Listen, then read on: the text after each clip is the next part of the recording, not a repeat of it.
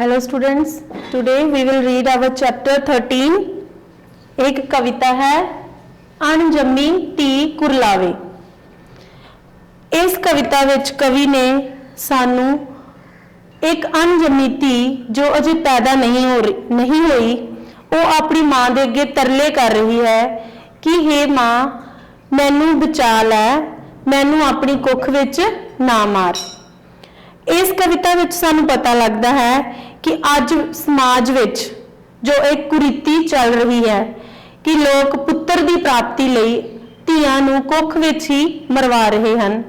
उस दे वास्ते जो धी पैदा नहीं हुई अजे नहीं पैदा हुई वो तरले कर रही है कि माँ मैं भी ये दुनिया वेखनी है, तू मैनू अपनी कुख विच ना मरवा, मैं पढ़ लिख के तेरा नाम रोशन करांगी।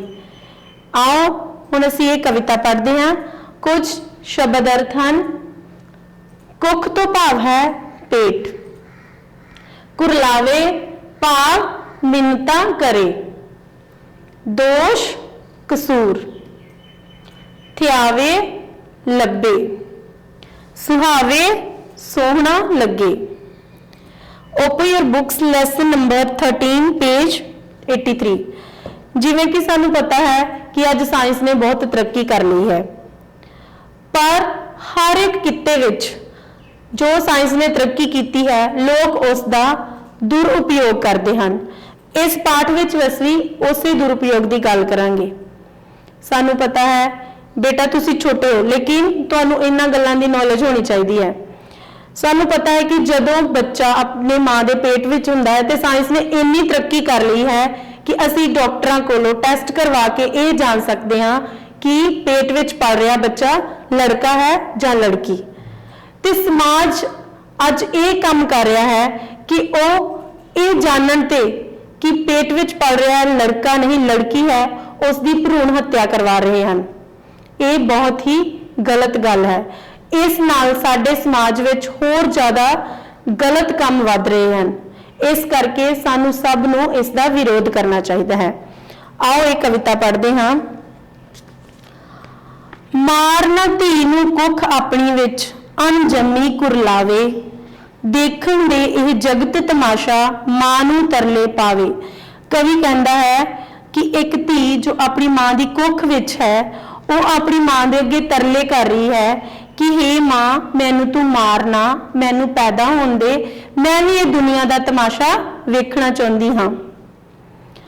मुंडियां नू तू पावन खातर पीर फकीर मनावे, कुड़ियां दा की दोष है पहला जम्मणों ही मुकावे। धी कहती है कि हे माँ इस समाज विच पुत्रां दी प्राप्ति लई लोग पीरां फकीरां दियां जगहां ते जांदे हन, भाव हर जगह ते जाके पुत्रां दी दात मंगदे हन। ते साडा कुड़ियां दा की कसूर है कि तुसीं सानू जम्मण तो पहला ही खत्म कर दिंदे हो। कट्टण दे दिन चार अमड़िए रो रो कड्डे हाड़े, मारना धी नूं कुख अपनी विच अणजम्मी कुरलावे। धी अपनी मां नूं कह रही है कि हे मेरी माए तू मैनू 4 दिन इस तरह ही कट लैन दे, मैं जिंदगी इवें ही कट लांगी। तो वह रो रो के तरले कर रही है कि कृपा करके मैनू मरण जम्मन तो पहला ही खत्म ना कर। मैनू जम्मनों पहला माए रब नूं मोड़ नूं तू नाही, रब दे नियमां दे विरुद्ध चलना रब दी होंद मिटाई। धी मां नूं कह रही है कि तू मैनू पैदा होने तो पहला ही रब नूं मोड़ रही है। अजे रब ने मैनू इस धरती ते पैदा करना है पर तू मेरी होंद नूं पहला ही खत्म कर रही है। ते सानू रब दे विरुद्ध नियमां दे विरुद्ध नहीं जाना चाहिए।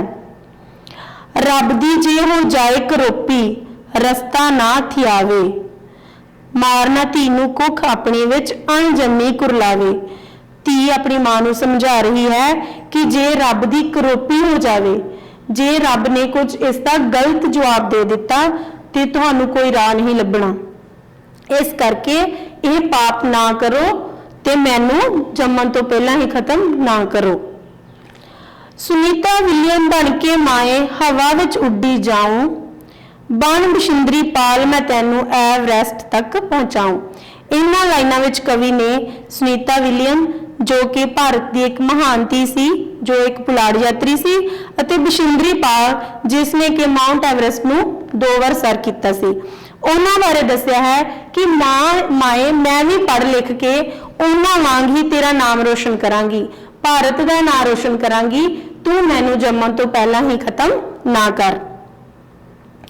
इंजीनियर जां डॉक्टर बनन दा सुपना है सुहावे, मारना धी नूं कुख अपनी विच अणजम्मी कुरलावे। धी कह रही है कि मैं पढ़ लिख के डॉक्टर इंजीनियर बन के तेरा भी ते अपना भी नाम रोशन करांगी, इस करके मैनू जम्मण तो ही पहला खत्म ना कर। जे ना जग विच कुड़ियां हुई आईयां होऊं बहुत तबाही, पैणी रब दी मार तुहानू सच्ची गल सुनाई। धी अपनी मां नू कह रही है कि जे लड़कियां जग विच इस दुनिया विच लड़कियां ना होईयां तो जग दा की बनेगा, संसार विच बहुत तबाही मच जाएगी। पैणी रब दी मार तुहानू, धी कह रही है कि जे इसे तरह ही तुसी भरूण हत्या करवाउंदे रहे ते रब तुहानू इसकी सजा जरूर देगा, यह मैं सच्ची गल सुना रही हाँ। भैन भरावां दी जोड़ी भी रुल जाऊ अध विचकारे, मारना धी नूं कुख अपनी विच अणजम्मी कुरलावे।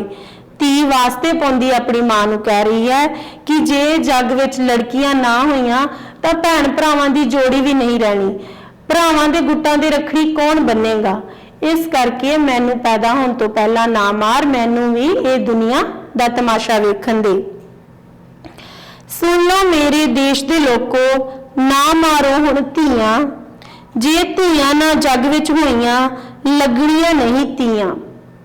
कवि कहता है कि मेरे देश दे लोको तुसी सुन लो कि तुसी धीआं नूं इस तरह ना मारो, क्योंकि जे जग विच साडी इस दुनिया दे विच धीआं ना होईयां तां साडे घर विच रौनकां भी नहीं होणीआं। धीआं तो भाव जिवें सानू पता है कि सौन का महीना, जिवें हुण सावन का महीना चल रहा है, इस दे विच लड़कियां जो है इकट्ठियां होकर धीआं का त्योहार मनाउंदियां हन। ते जे साडे समाज विच धीआं ही ना होईयां तां फिर ये धीआं कित्थों लगणगीआं, भाव कि साडे घरां विच रौनकां कित्थों होणगीआं। किकली गिद्दा माईए टप्पे हो जाने बेसहारे, मारना धी नूं कुख अपनी विच अणजम्मी कुरलावे। कवि कहता है कि ये कुड़ियां दे नाच, जो लड़कियां किकली गिद्दा माईए भाव कुड़ियां अपने मनोरंजन लिए जो करदियां हन, ये सब कुछ खत्म हो जाएगा, भाव कि साडे घरां दे विचों साडे समाज दे विचों रौनक खत्म हो जाएगी जे साडे घरां दे विच धीआं ना होण। सो डियर स्टूडेंट्स, इस चैप्टर में तुसी एक बार फिर रिवाइज करना है। Okay, thank you.